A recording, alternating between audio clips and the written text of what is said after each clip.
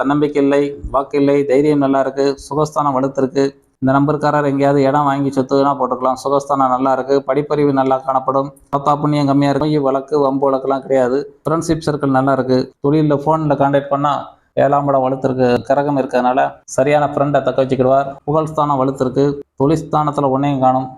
வேற என்ன தொழில் தான் பார்க்க திணறார். இந்த பார்வையில் கிடைக்கி ஒன்று நீர் சம்பந்தமான தொழில், ஒன்று புத்தி சார்ந்த தொழில், ஒன்று நெருப்பு சம்பந்தமான தொழில்.